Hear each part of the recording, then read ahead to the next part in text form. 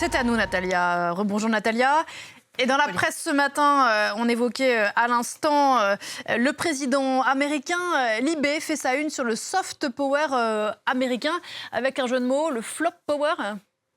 Exactement, regardez, voilà le flop power américain, vous l'avez dit, c'est un jeu de mots en référence au soft power, en déclin en raison de plusieurs facteurs selon le journal, baisse du tourisme, des réactions de plus en plus nombreuses des stars américaines, après les bavures de la police de l'immigration.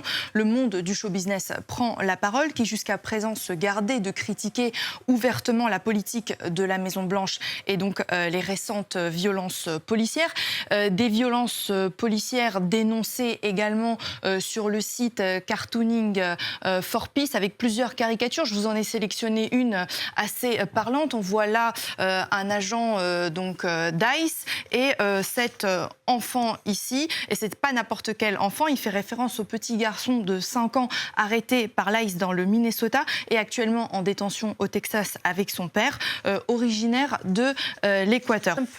Lui, pendant ce temps, accroche une photo, et vous nous la montriez tout à l'heure, Natalia, une photo à la Maison-Blanche qui fait beaucoup réagir.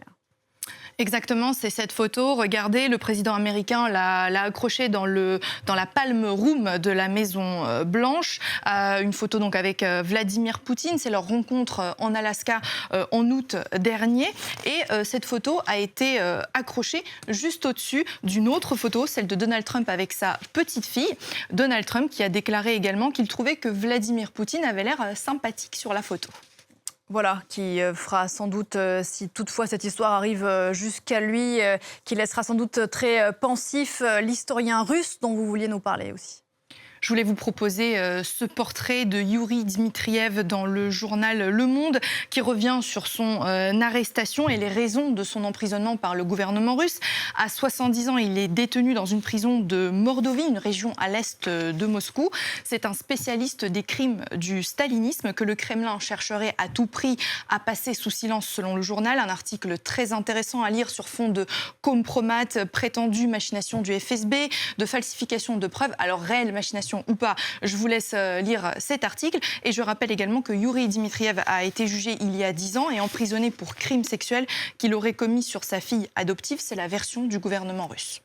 Voilà pour ce grand format, cette photo incroyable derrière vous, Natalia. Et puis enfin, comment ne pas parler de sport à présent, on l'évoquait déjà dans le journal de 9h.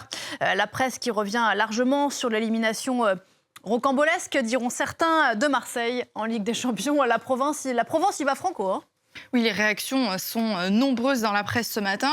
Ridicule, titre le quotidien La Provence, journal de référence à Marseille qui consacre sa une à cette terrible déconvenue. Pour le Phocéen, les joueurs de Marseille sont inqualifiables.